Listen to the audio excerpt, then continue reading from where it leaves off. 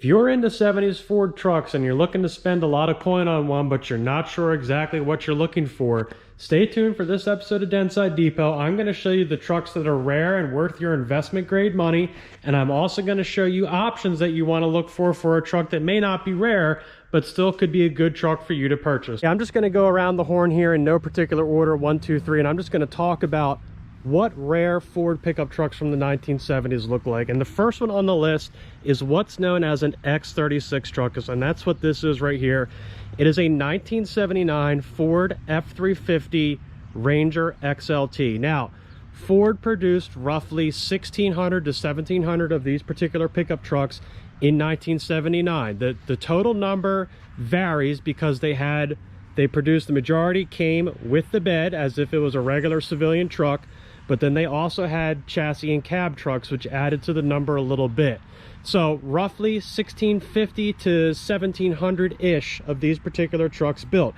If you have one of these trucks in 4x4, it actually is a legitimately rare truck. 1979 was the only year that Ford produced the F350 4x4 for the 6th generation Dentsides, and what distinguished them from all the other trucks is this right here. They came standard with a Dana 60 Kingpin front axle. Now, while you could get a Dana 60 on the F250s in 78 and 79, that was optional for those particular trucks, and we're going to look at that with the next truck we're going to look at here. Definitely on our list is the 79 F350 4x4 as a super rare, super desirable investor grade truck for 6th generation Fords. My next truck I have here is a 1979 F250 Custom, and this particular truck has what's known as the Snowfighter option. Now, while the F350s came standard with the Dana 60 Kingpin front axle, optional on the F250s was the Dana 60, and that's what's known as the Snowplow Prep package. That would give you the front axle, a bigger radiator, it'd give you lights on top of the cab. You could get it in regular cab or super cab only, not crew cab. Now, this particular pickup truck, very, very desirable. Is it rare? No. You can find these trucks fairly easily. Now, you're not going to find them in nice condition like this one, most likely just on Facebook Marketplace, but they're not rare trucks. So there's a difference between rare and desirable.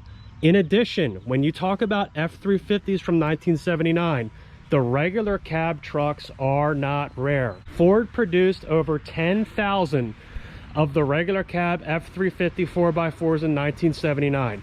I regularly find them on Facebook Marketplace for anywhere from $1,500 to $5,000 in, bad condition. Typically those are donor Dana 60 Kingpin trucks. Maybe you get a few other parts off of them, but they are not rare. They are desirable, and that is the difference between the two. One is rare, one is desirable. This truck is just simply desirable. On our list is a 1979 F-150 4x4. Now, you may not know by looking at this truck, but this is a freewheeling truck. Now, Ford offered the freewheeling package in 1979 as an extra appearance to get you into the showroom and buy the truck, and this is essentially what you got with it. You would get special door panels, a special seat, special trim, a few other trick things, black mirrors, etc. The majority of the freewheeling trucks were two-wheel drive flare side trucks. Typically, those trucks would be a freewheeling package A, and they would not be considered particularly rare. Ford produced thousands of them. That is an example of a desirable truck, not necessarily a rare truck. Of course, it's rarer than other trucks, but it's not a holy grail rare truck. Now, this particular truck, I would argue, is a very rare and desirable truck, and let me explain why. This particular truck has things on it that distinguish it from all other freewheelers. Number one, it is a fleet side and not a flare side. This truck is a package B. Ford produced significantly less package B freewheeling trucks in 1979 compared to all others. The freewheeling package B would add additional options, one of them being the roll bar, and this roll bar is not correct in this truck, but the bed still does have the holes in it from where the roll bar would have been mounted, and I'll show you that roll bar on the next truck we're going to go over here shortly. In addition, this truck also was equipped with the chromatic stripes. The chromatic stripes were only available in 79. You could technically get them on any single truck that you wanted, But to have a package B chromatic short bed fleet side would make this particular truck extremely rare. And then add onto it the larger 15x8 factory wagon wheels in the chrome yellow, as they called it, makes this particular truck not only desirable but also very rare, as there's no doubt there's only a few left in existence. This is the truck that you will see on stickers, t-shirts, and everything else. It's the truck that everyone wants, but very few people ever see in person. To put this in perspective, Ford only made 892 package B freewheeling trucks in 1979. So this is an example of a rare truck that is also very desirable. Okay, next up in our lineup is another 1979 F350 Super Cabin. This is the X36 truck again. Now, the reason I want to go over this truck is because there are options on a truck that can make it very rare, is because you can option a truck to be very rare or even one of one, but it does not mean that the truck itself is rare. It just means that it's the only one that was produced with that particular combination. Now, this truck is a factory Lariat. So you have a truck with a Lariat option package, it's already going to be rarer than all the rest of the trucks combined. But just having cool options does not make a truck automatically rare. It just makes it a nicely optioned truck. This particular truck has all the options and it is an X36. That's what makes this particular truck extremely rare and extremely desirable. And you can see here, this one has the freewheeling roll bar in the bed. This truck was not equipped with this roll bar from the factory, and I'll be putting this one into the freewheeler that I have next to us. Now let's talk a little bit about what you're looking for on the interior of your truck. And the first one right here, we're going to start out, and it's going to be with the steering column. These trucks did come equipped with a tilt steering wheel. As you can see here, if you depress the lever in, the wheel will go up and down. And then you also have different types of steering wheels. This particular one that you're seeing right here is probably the most valuable one. It is the factory sport steering wheel with the really cool horn button in the middle. This is a really good wheel. They came in two different styles. I prefer the skinny one over the fatter one, but it's definitely a great wheel to have. The other good one to have is the simulated leather steering wheel. That's also a top wheel, but most of these trucks are going to have a boring plain Jane plastic one. But as long as you have tilt wheel, that's going to be a good thing to have. Another thing you want to look for on these trucks is a stereo radio. If you find a truck with a stereo radio in it, that's definitely a great option to have. And you can see this one right here. It allows you to select between AM and FM, and obviously it's going to be in stereo. And this was the only radio that you could get that would come in stereo. Another great option to have, obviously, is going to be air conditioning. And you can see right here, and obviously easy to identify underneath the hood when you have an AC truck, but that's definitely a great option to have. Another couple of things that you may not be thinking about, but are definitely really good to have on these trucks.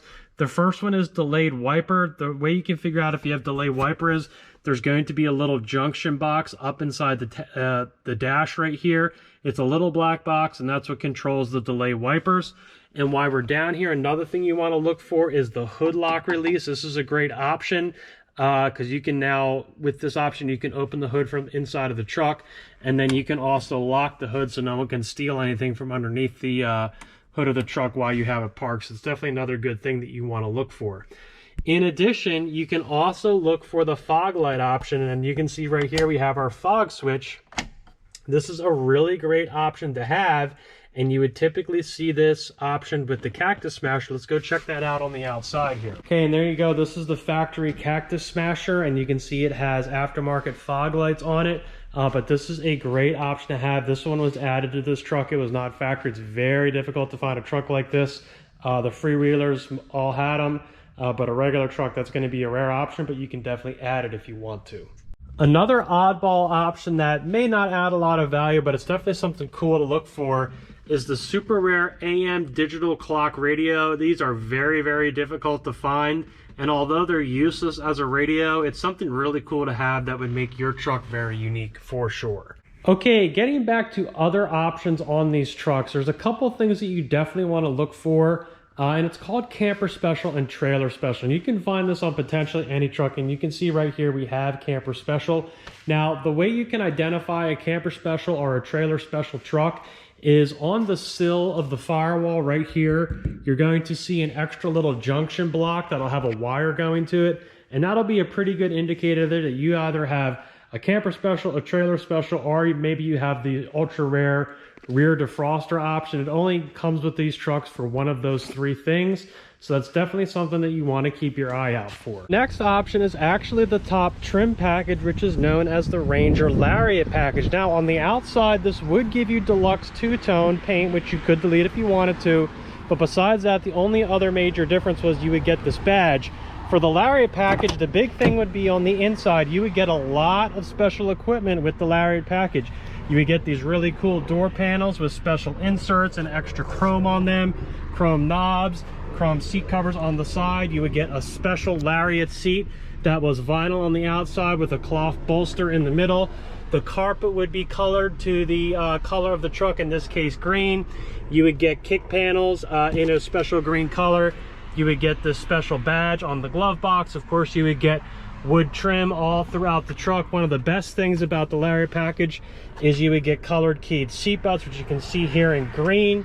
I would add a couple other things like sound deadening and whatever it may be, but the Lariat package comes in at $715 for a regular cab truck and was definitely one of the top options for these particular pickups. And something you may not have thought of, but definitely has a huge value indicator with these trucks, is it being a short bed. Typically the short bed trucks, especially in two-wheel drive and the F-150 4x4s, they're going to see premium values over all of the other trucks. Obviously, that is much more desirable than a long bed, excluding something like an F-350 Super Cab. That's a totally different story. But that's going to realize your premium value is finding a short bed truck for sure. And while we're looking at this truck, let's talk about something else here, and that is the Explorer package. Now, this truck has no options on it at all. It has like power steering and a couple other things. Doesn't even have a radio. But it has this really cool Explorer option on it that adds extra badges, some tape stripes. On the interior, you would get a different seat. You would get colored keyed seat belts, just like you did with the Lariat that we talked about. This seat's not correct, but definitely really cool to have the Explorer package. That definitely makes the truck more desirable for sure. So with that being said, I hope this tutorial of 70s Ford trucks and what you really want to look for when you're talking about investment grade or just good solid trucks that you know you can get your money back out of. I hope this helped you on your quest to find your truck that you're looking for, or to help you determine if your truck's good or not. Remember, keep restoring those classic trucks.